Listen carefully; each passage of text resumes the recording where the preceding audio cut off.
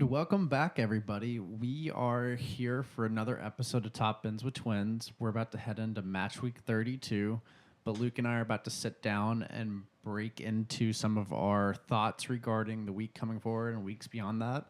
But Luke, go ahead and tell everybody, before we jump into all that stuff, tell everybody how you're doing right now. I am doing great, Paul. I'm really excited for another weekend of FPL coming up very soon. And to be honest, this is a very big week in FPL because we have a double game week 32 approaching. We have Newcastle, who's doubling, and we also have Crystal Palace, who are doubling. This makes for an intriguing proposition for FPL managers because it's really easy to get double game week fever, where we project our teams to do exponentially better because there's 90 more minutes for the players that are doubling. And there's a lot of opportunity to be gained, but also the potential of losing a lot of rank. So we're here to kind of help you sift through what's the best way to manage your team by providing our thoughts and what we're seeing coming up in this double game week. But before we can look forward to 32, we do need to look back onto 31. So Paul, how about you tell everyone quickly how your game week 31 team went, since I know you might not want to talk about it too much, and then I'll go into my game week 31. It's just kind of a frustrating week for me, Luke. It started off horribly. I had probably like 7 players playing, and then I had maybe like 12 points between all of them. So horrible start to the week, and then the Newcastle clean sheet and Livermonto assist really saved me. Besides that, I mean, I have a Strand Larson goal, and that's the only other return I have in my team besides the Newcastle clean sheet. Gotcha. But yeah, in proper Paul fashion, I guess, for lack of a better term. Yeah. I had 17 points on my bench between Eze and Munoz. I benched both of them. Yeah, so that definitely stings a little bit. really, really tough luck for me. I could have ended up with those points. If somehow they ended up in my team, I probably would have ended up around like 55 points, which would have been a really good week. But I ended up on 39. So, But honestly, I'm not the exciting one this week. That would be Luke. Luke, tell us about your game week. That be me. I didn't really like that. I was just following up on what you said. So, that aside, I ended up on 73 points. A really great week for my team. I ended up giving the captaincy to Mateta, get a 16-pointer from him. 8 points originally, double that for the captaincy. You're looking at 16. I had Evan Nilsson in the team with a 13-pointer with his brace. Munoz with his goal for Crystal Palace and 2 bonus, I believe. And then Gvardiol with a 9-pointer where he got the 3 bonus.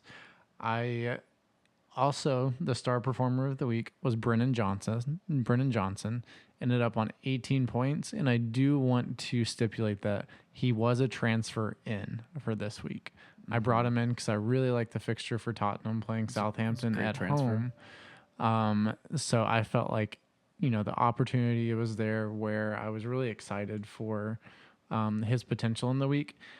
I didn't think about captaining, but if I would have been in for a record-breaking week for this season because as of now, so before the week in Game Week 30, I was 1.9 million. I'm now sitting at 1.3 million with a Game Week rank of 28K, and that's by far the best rank I've had all season. So it just goes to show you have one good week and your season kind of does a 180 out of nowhere. So very, very good week as I prepare to go into my Wildcard 32. The one caveat I will say is I could have had an even better week. I took out Jared Bowen and brought in Marcus Asensio with Aston Villa. Asensio ends up on 1 point. Bowen, I think, ended up with a 7 or 8 pointer, I believe. Yeah. He got the goal from the Kudus cross. He ended up on 7 points. So that probably puts you in the top 15K maybe. Week. That puts me on 79 points for the week, and wow, that would have been pretty incredible. Still a great week though. Right? Yeah, I'll take it. Right, like the points are very much so needed at the current position I am with my overall rank. So I'll take it. I'll run with it and look forward to next week. So, with that being said, Paul, how are you feeling about your team? Where do you think you're going to be going in Game Week 32? Ideally, I want to make 0 transfers. So I played my wild card last week, brought in a lot of players that I think set me up great for 32 and 33. Okay. Yeah. So feeling very confident about that. But the big issue here is where we sit in 34, and then also after that, kind of where my team looks after that. But at this time, I could make transfers and probably maximize the game weeks a little bit to maximize maybe 32 and then 33. Mm-hmm. But I may just not touch anything. I really like the way it looks. I'd like to have those transfers, maybe like 2 transfers going into 33. Right. Because, I mean, a large component of my wild card was bringing Sokka in. Yes. And at this point in time, I'm really just not sure about how many minutes he's going to play. Yeah, I feel like that's a big undercurrent running across the FPL community right now. We all know that Real Madrid in Champions League is the priority for Arsenal at the moment. Knowing that, it seems like Sokka probably will not start because Sokka is going to be instrumentally important to what they're going to be trying to do when they're going to the Bernabeu here next midweek. So we would expect Brentford at home. Arteta's probably going to roll out, I would guess, let's say a front, wingers of Martinelli. Sorry, maybe not even Martinelli, but we think we see maybe Saka, Waneri, and then Trossard playing a false 9, potentially. Well, who knows? But Luke, I was thinking that he'll probably start Ben White at right wing, Tierney at left wing, and then just have his typical 2 center backs, and then the other left back and right back. All academy, kids, perhaps. No, well, he's going to try to start as many fullbacks as he can. Understood. Since you all do have enough. It's going to be full terrorist ball going to the Bernabeu. There's no question about it. And, I'm fucking here for it. He needs his, master of the dark arts, Ben White, to be out there in order to make sure that, time wasting is the priority. For sure. But I do expect them to go and play, right? I think Declan Rice was saying that after the game that, they're going to go and they're going to play. So we'll see what happens. But best of luck to Arsenal. Big game this previous week. So congratulations to them on a really good performance as a team. During this pod, what we're going to do is I'm going to discuss my Gameweek 32 wildcard, some of my thoughts.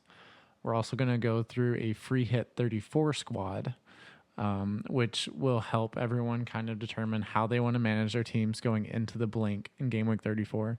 And then we're going to wrap up with some differentials to help you all kind of sift through the best options out there, especially if you're looking to increase your overall rank. That's the main thing here is we're getting down to the final stretch, which is crazy to say, right, Paul? But we want to help guide you through that process. So we're going to offer some differentials that we see some really high upside with that we could even be considering bringing into our own teams as well. So, yeah, I think that sounds good. What if we take a little break right here, Luke, and then jump into that wild card? That sounds great. All right, everybody, welcome back to Top Ends with Twins. And as per typical, when I open a segment, I love to ask Luke a random question to kind of test his knowledge, see how things are going for him from a knowledge standpoint. So, Luke, I want you to name the top 3 goal scorers across the top 5 leagues. So who's in the top 3 across all 5 leagues for goals scored in Europe? Just know of the top 5, who are the top 3 goal scorers from all the top from each individual league? Or no, I'm doing a horrible job of reward. I think I know what you're trying to say, but from all the leagues, who are the top 3 goal scorers? Makes sense. Okay, all right. So overall, sorry, I apologize, everybody. That was a horrible question. Who are the top 3 goal scorers in all of Europe over the course of the season? Great way to place it. I would throw Victor Gyökeres in there. Oh wait, that's not a top 5 league. Nope. It's Portugal. Is that considered? That's not. No. So you're looking at France, Italy, Gotcha. Germany, Spain, and England. Okay. I would say Salah's up there. He's number 1. Okay. I think number 2 with 27 goals.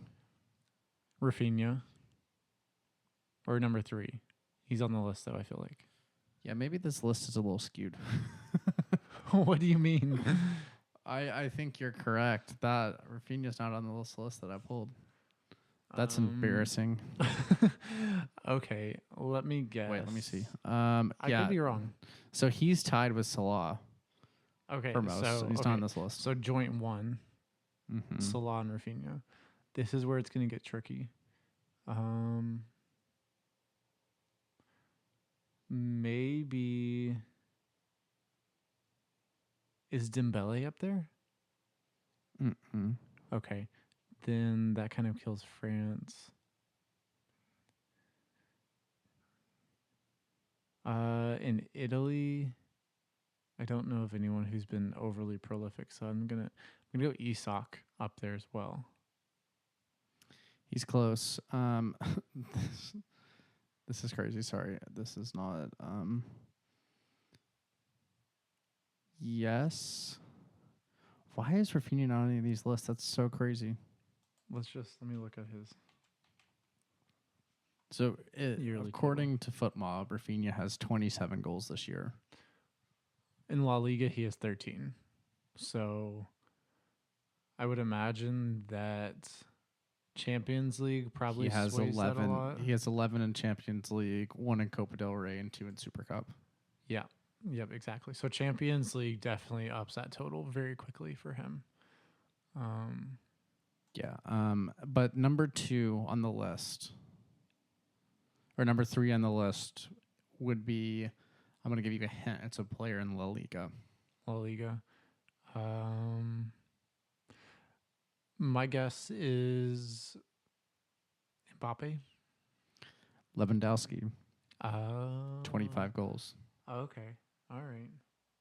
Yeah, I could see that. That's a really good question, Paul.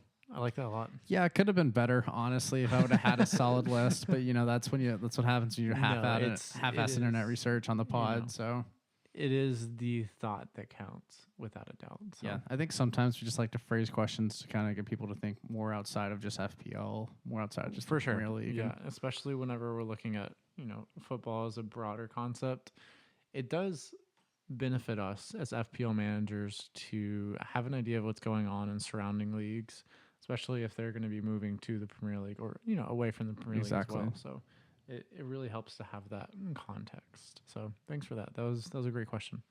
Yeah, but honestly, I think now we should just kind of jump into your wild card, because I think that's probably a question that a lot of people are asking themselves if they still have a wild card active. Yeah, I've been getting texts all day the last week. It's just I haven't even had time to work on my wild card from all the wild card questions we've been getting. I know, it's like, let this man work during the day. Like, let me cook. But with that being said, I'll dive right into my wild card. So the thought that I was going with was, it was very popular to wild card in 31. And for me, with some stuff going on at the moment, I didn't feel like I had the time to dedicate the time I needed to pick the right wild card. So that's why I pushed the wild card 32, and turns out that was a great choice because my team really performed in 31, and now I can kind of level set to get ready for the doubles. The overarching goal of this team that I put together is to maximize the doubles as much as I can with a bench boost in 33. With that context, here's the team that I've put together. For my goalkeepers, I have Emi Martinez and Raya from Arsenal. My defenders are Munoz from Crystal Palace, Livramento with Newcastle, Connor Bradley at Liverpool, and then Timber with Arsenal, and then Gvardiol from Man City. You made an edit from the team you sent. I did. I sent you the wrong one, unfortunately. Wow, that's shady. Just keeping you on your toes. Let's do the little sauce. Yeah, I've heard that one a time or two. But, okay, so do you have any questions about those defenders, Paul, that you would want me to explore deeper? The only thing I would say is Connor Bradley. I mean, understood that he's been out for an injury. He should be back. I mean, Trent seems to be hurt, so it's a good option. My only thing is, let me see. I'm pulling up Liverpool's fixtures right now. We know they don't have Champions League to play in. You've been waiting on that one, right? I wasn't waiting. So they play West Ham, Leicester. Those are good fixtures. Tottenham, dangerous for a defender. Chelsea, dangerous for a defender. Arsenal, going to get smashed. Brighton, dangerous. Like, that's... I don't know how many clean sheets you're going to have in that run, Luke. I'm okay with that. What I'm looking for is I want him to be playing in game week 32, right? I like that West Ham fixture a lot. He has really good attacking potential. Already got an assist last week for Diash's goal. And on top of that, he is Leicester away. Leicester has not scored a goal at home in, I think it's 10 matches, 11. I feel really good about Liverpool potentially keeping that clean sheet. And I'm going to be bench boosting. So I really like the idea of having him in the squad. He's an incredible differential. His ownership currently sits at 0.3%. And that also applies to the same top 1% as well. So he's owned by 0.3% of the top 1%. Huge potential gains there. If he, let's say he gets a assist and a clean sheet, he gets a goal, that would be really awesome for my rank. So trying to keep that mindset with him. I could potentially, instead of going with Bradley, and I'll pick your brain on this, Paul, I could also go for Cucurella and go for another single game week player. I like the idea of it. I feel like Cucurella is going to start.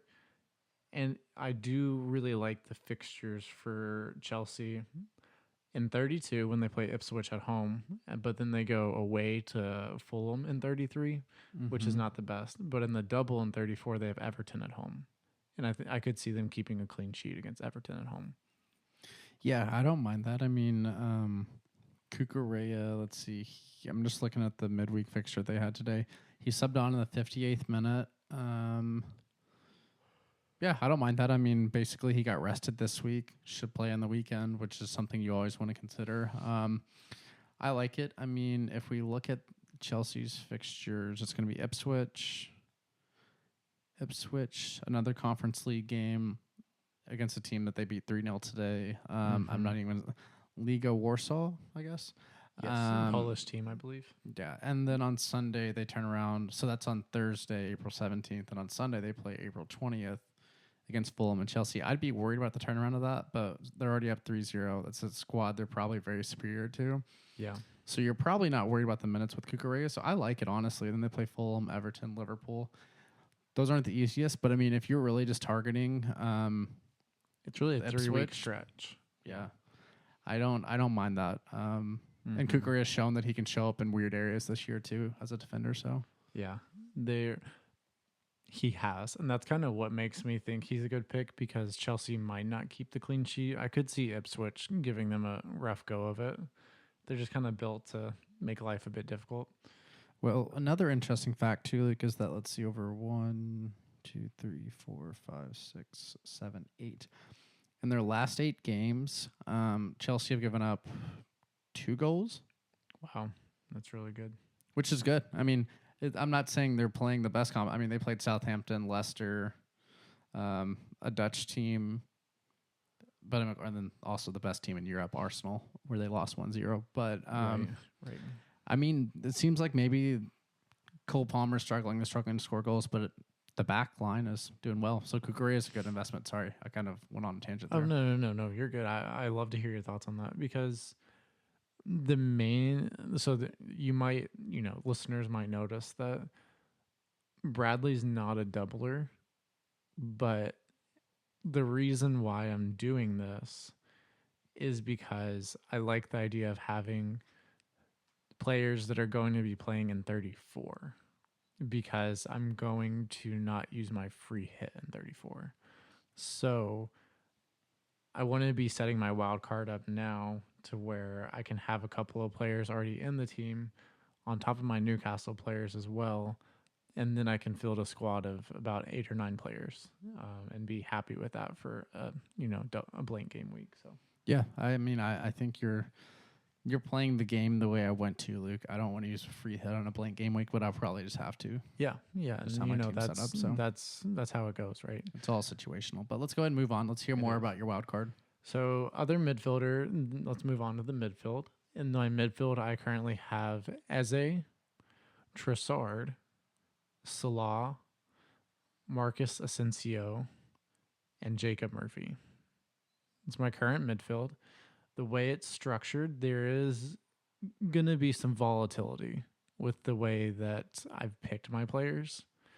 So conversely, another player that I really, really want to bring into my team is Harvey Barnes.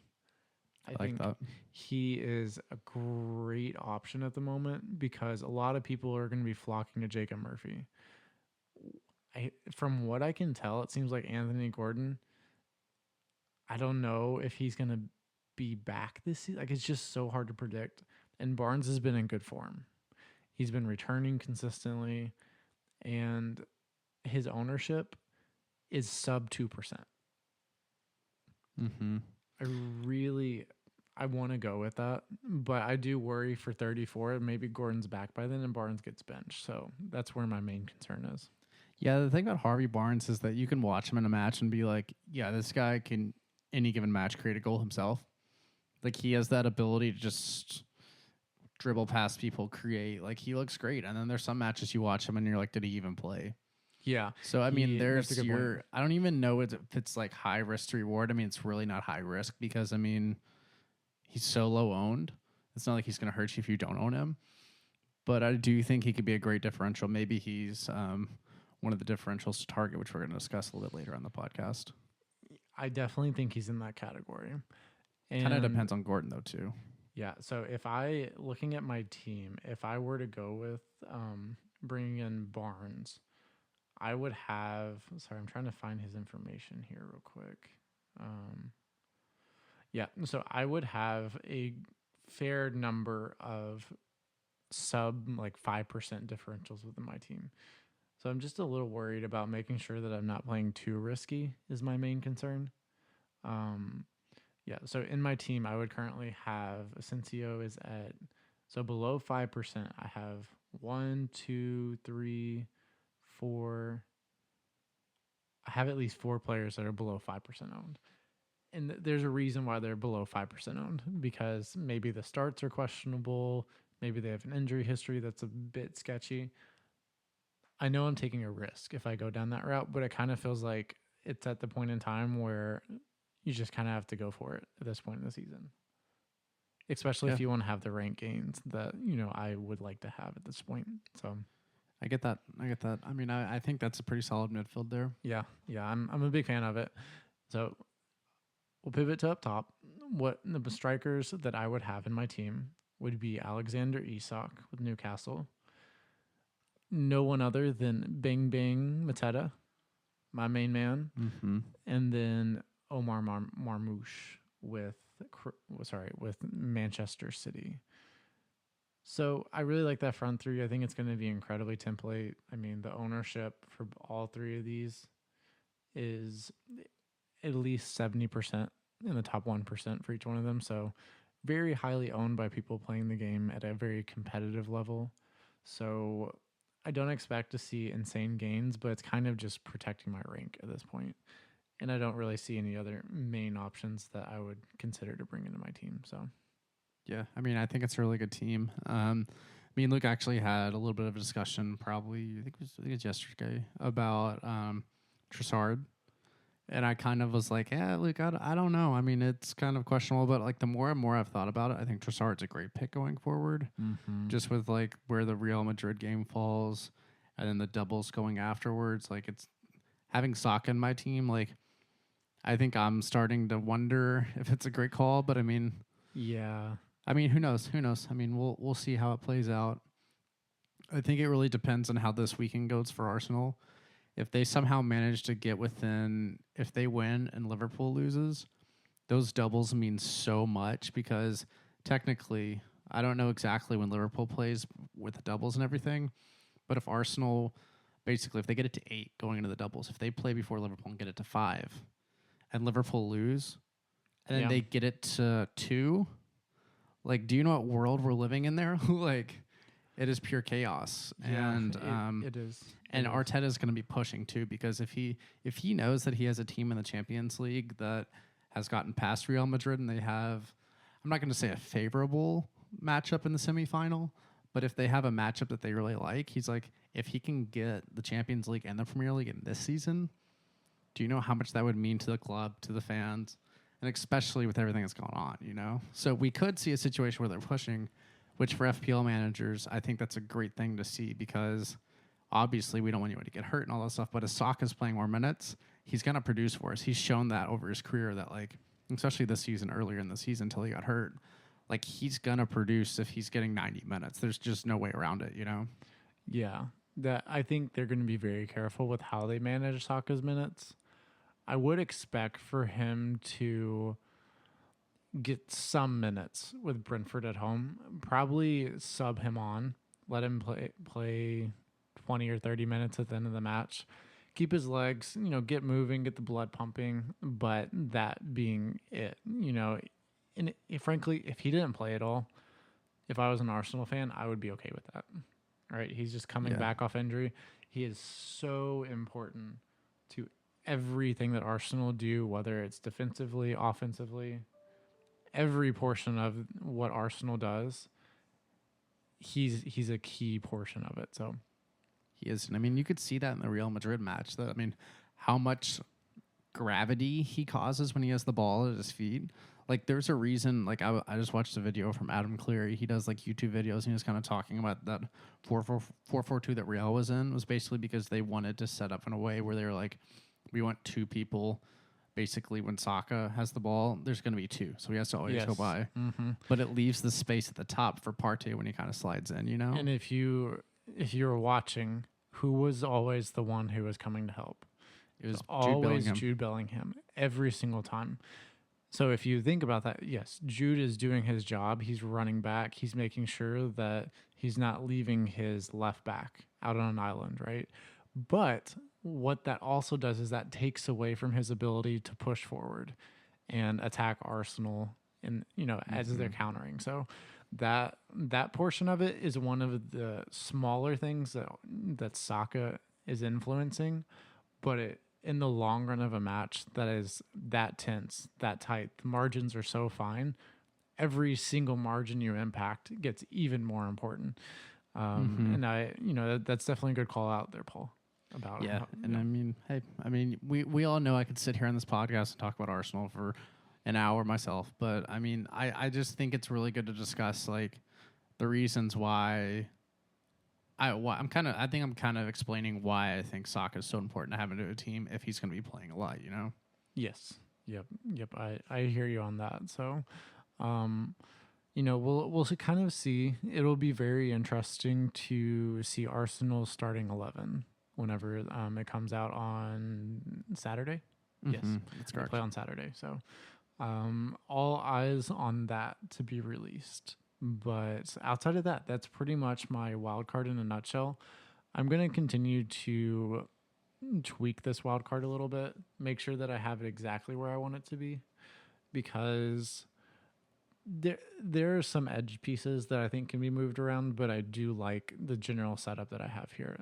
Pretty risky at the moment, but I kind of feel good going with a little bit of risk. So yeah, no, I think it's a great way to play this season. It doesn't feel too risky to me either, though, you know? Like, it's not like you're going with, like, players that don't have the minutes or players that don't have, like, the ability to produce for your team, you know? Yes. Yeah. Like, I think they're all good picks, so agreed. Big fan of that. But how about real quick, Luke, I run through a free hit 34 team for our listeners. Let's do it. Go ahead and rip right through it. Yeah, so just if your team's in kind of the same situation as mine and I wild carded, then kind of looked forward after I wild carded to see what the 34 situation looked like, which I knew it wasn't going to be good based on because I was building my team for 32 and 33 realistically. Like, that's just the way it was. Because, I mean, I'm a double fiend, and I love the doubles. Paul loves a good double. What can I say? Like, it's just, honestly, I think it's so fun to play with a double game week when you're like, oh, okay, that player got 5. He now has a chance to triple that, you know? Like, it's really enticing to me. I hope no one out there aggregates this podcast. No, not at all. But so, in saying that, my team's very short for Game Week 34, so I will probably have to free hit unless I want to take hits going into that, which I don't see a point in doing. Really. How many would you have going into that, do you think? I would probably have, I think, 4 starters right now, 4 or 5. Okay. Yeah. So it would be possible to get to 8 maybe. Right. But then, I mean, honestly, I just don't want to do that surgery to my team because I kind of like the way it looks after. So, anyways, we're going to jump into the team. I'm going to start from the front, though. So, first striker, Raul Jimenez against Southampton away. Okay. Second striker, Strand Larson against Leicester at home. Which there's also $3.2 million in the budget for this. So I could go Cunha if Cunha's back.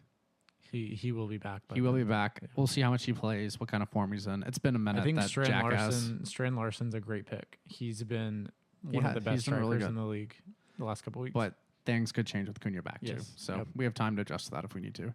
And then I have Isak against Ipswich at home. And then my last striker is going to be those are the 3 right there. Okay. And then in midfield, I have Palmer against Everton at home. Hopefully he finds it. We'll see. I know it's been like 13 matches since he's had a return, which is crazy considering earlier in the season. God. I didn't realize it was that many. I think it's been 13. Wow. And then there's Jota against Tottenham at home. Semenyo against Manchester United at home. Mm-hmm. Matoma against West Ham at home. And then Salah against Tottenham. Yeah. And then for the back line, this is I really love the back line. It's Sessegnon against Southampton away, Al-Nouri against Leicester at home, Livramento against Ipswich, and then Cucurella against Everton. And then as a goalkeeper, I have Nick Pope against Ipswich, and then Kepa against Manchester United. Wow. Yeah, I really like that team. Mm-hmm. The biggest issue is who do I captain, which is great. Yeah, I would, looking at your options here, you have Palmer with Everton at home. You have Salah with Tottenham at home. Isak with Ipswich at home, and then even the potential shout of Raul Jimenez away to Southampton. I mean, Strand Larson, Leicester at home, that's even a potential captaincy. That's going to be your hardest choice over the course of this week. So I really like this team. I think that you have it set up in a way where a lot of these players are going to be a good pick for a one-hit wonder, like Semenyo. Yeah.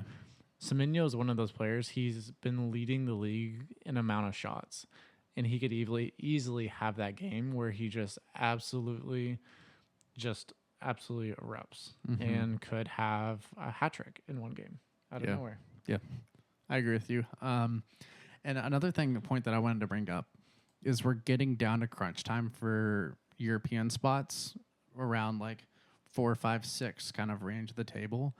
And so if you look at it, so City are currently at 6th. They're on 50. Actually, we'll start at Villa are in 7th with 51 points. Their goal differential is 0.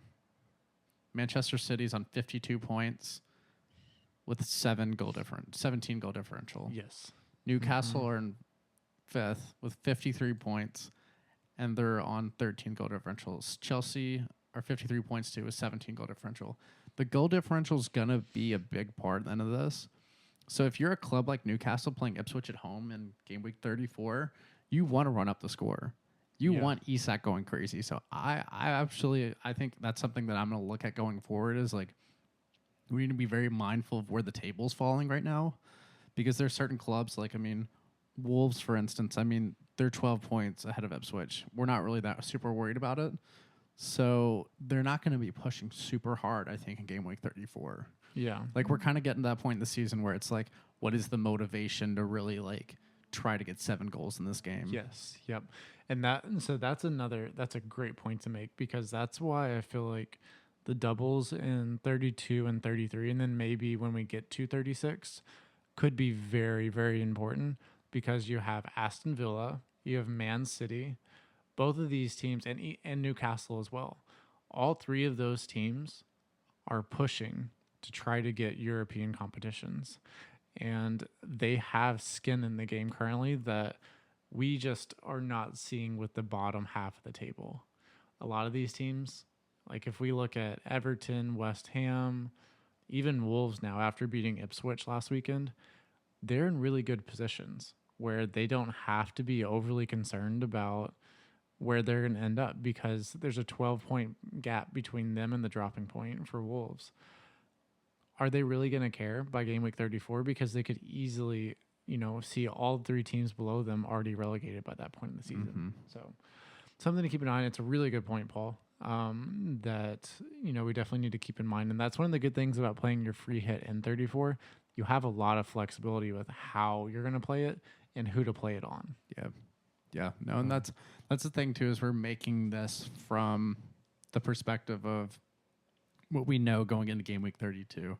Yes. By the time we get to 34, who knows what injuries will occur? Who knows how the table will look? There's going to be a lot of different factors, but I think this is a really good early look to see kind of what we think, Yep, completely agreed on that. I love this team that you put together. I think the pick that I like the most out of the free hit is Sessegnon. He has been playing out of position as a right winger in a couple matches over the past couple weeks. Scoring goals, man. And he's scoring goals. Wow, if you could get a goal and assist from him playing out of position as a right winger, that would be absolutely incredible. So I definitely keep an eye on how he plays over the next couple of weeks before 34, but he could be a sneaky great pick.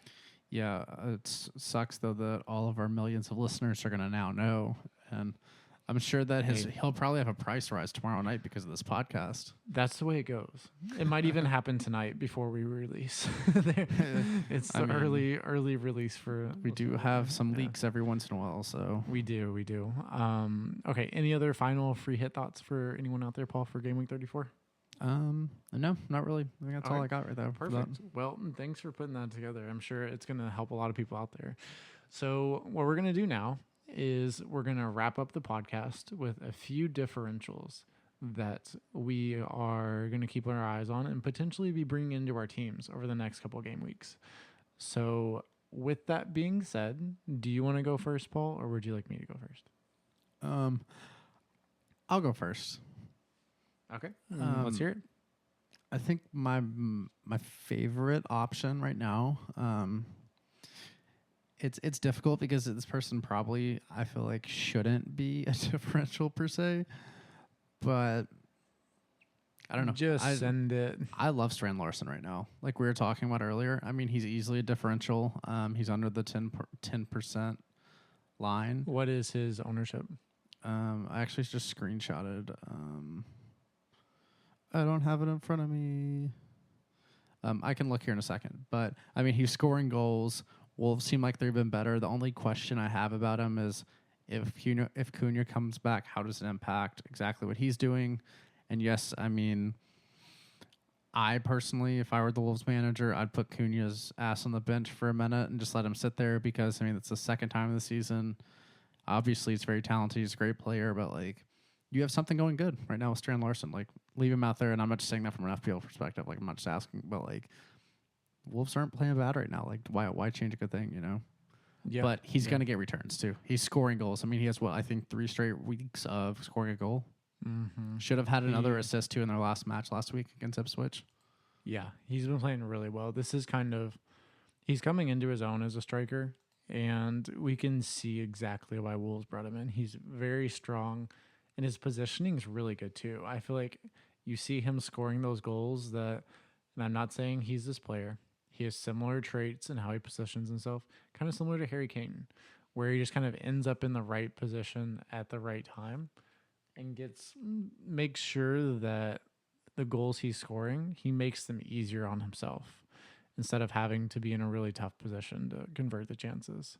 And that's what we like to see, right? We want to see those players who have the natural instincts to be in positions that they need to be to convert chances. So I love Strand Larson as a pick. He's also 4.3% owned. Yes, which is very good. That's sub 5%. That is what we're looking for. It just shows you, though, honestly, in this game that, like, I mean, Strand Larson has, let me see. He has a last week 6 points, the week before 9, the week before 13. Yeah, the 13 was a brace, right? Yeah. Dude, I mean, it's just crazy. I mean, that's one of the rules I set with myself that, like, I don't remember who it was, where I was like, if somebody's returned 3 weeks in a row, why the fuck would I ever take them out of my team? Anthony Gordon. It was Anthony Gordon. You're right. And then he went on his best tear of the season. Because I remember him scoring a goal on Boxing Day, I believe. And I was like, Paul, we got an Anthony Gordon goal. And then the life of me, he said, I transferred him out, and I thought, man, I don't know why you did that.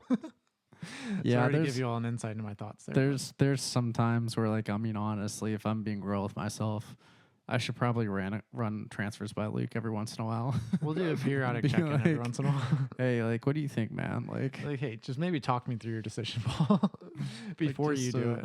Sometimes I just slide more into, like, the vibes than I should, you know? Yeah, it's easy. It's easy to do that. Happens to the best of us. But, Luke, let's hear your first differential. My first differential, and I've talked about this guy already, but I'm very excited about the potential of Leandro Trossard. Mm-hmm. Trossard scored a goal last week against Everton and ended on 2 bonus, I believe. He did not play much in the midweek against Real Madrid and UCL. So I think he's going to be rotated into the squad, probably as a false 9. The thought is that Saka won't play, Marino will drop deeper, and Martinelli might not even play either. So with that, I think we'd be looking at Sterling on one wing, Waneri on the other, and then Trossard playing false 9, kind of, striker as well. And we know Trossard's someone who's incredibly streaky, and he's a very good finisher when he gets chances. I do predict that Arsenal are going to have good chances with Brentford at home. We know that the gap between them and Liverpool is a pretty big gap, but it's not something that's not worth fighting. So I think Arsenal are going to be pushing to try to get goals while still rotating players. So Trossard seems like an excellent option to me for this week. As of about 5 hours ago, he was at 2.8% ownership. And that's really something that's enticing to me. Having the low ownership and a really good fixture along with the double coming up in 33 of Ipswich away and then Crystal Palace at home. With that being said, I think Trossard is one of the best differentials out there. So I can't say I disagree with you, Luke. I think that's a great pick. Yeah. I can also, so there's another one that I won't talk about for long, but I think Jacob Kivior, he is currently under 1% owned, and he's priced at 4.8 million. I don't think he's going to get rested at the weekend. And he could be a great pick. So look at Kivior as well as an option. I like Kivior a lot too. Let me see. I had another one that I wanted to talk about, Luke. If you want, I can just go into my last and main one. Yeah, go for it. Harvey Barnes was an honorable mention, but for my final one, Marco Asensio is someone who I'm really high on at the moment. He did not start for Aston Villa in the midweek against PSG in France, but he did sub on around the 60th minute, and I fully expect for him to start against Southampton away, and his numbers have been looking incredible while he's been playing. If he's on the pitch, he is playing really well and being a key man for Aston Villa.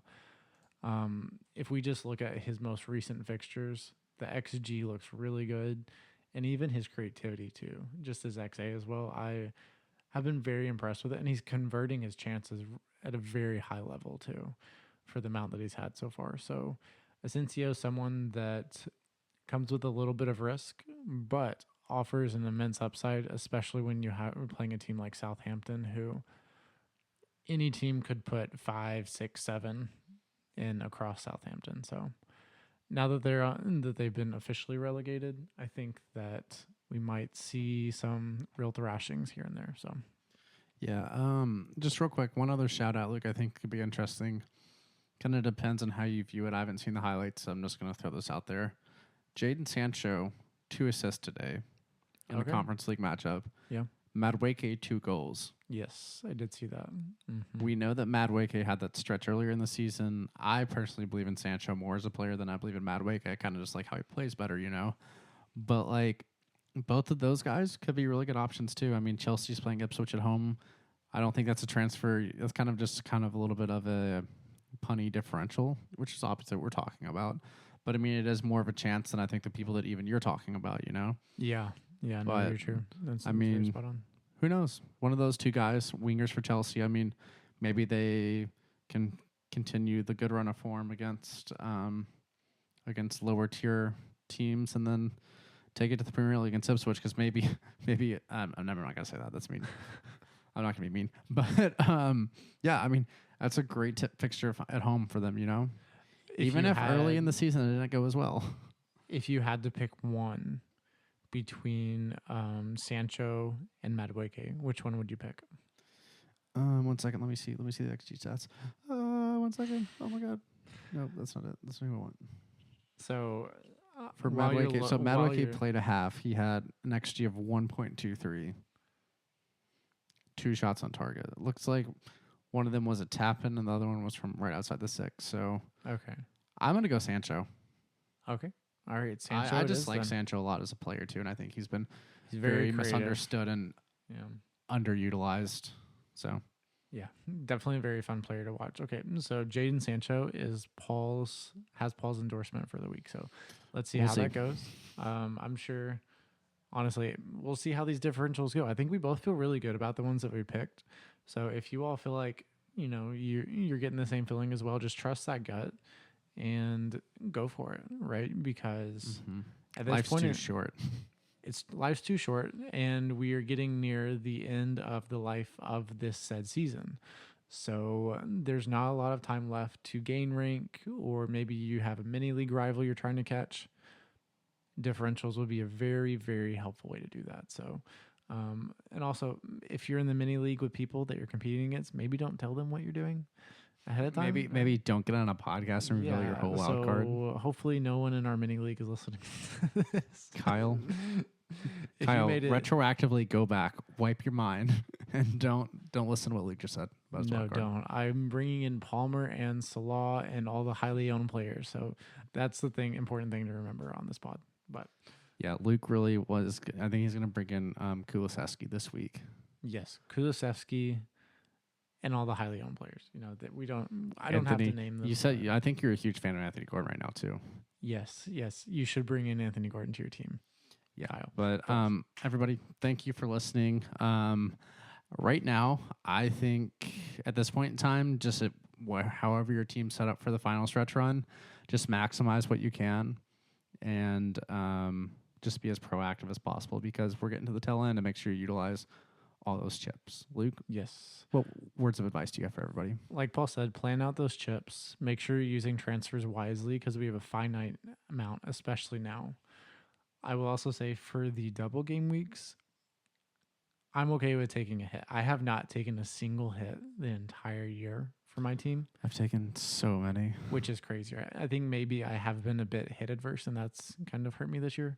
But what I'm trying to say is in the doubles, if you feel like you need to take a -4, it is so much quicker to repay that -4. So maybe now's the time to get a little aggressive and take those -4s, use those chips wisely. And lastly, but perhaps most importantly, always feel like you can reach out to us if you have any questions. We're happy to dive into it a bit deeper. If you feel like we maybe missed something in the pod, so just reach out to us, let us know. And thank you for sticking to the end of the podcast. We really appreciate you, and we'll be back with you guys next week. Thanks, everybody.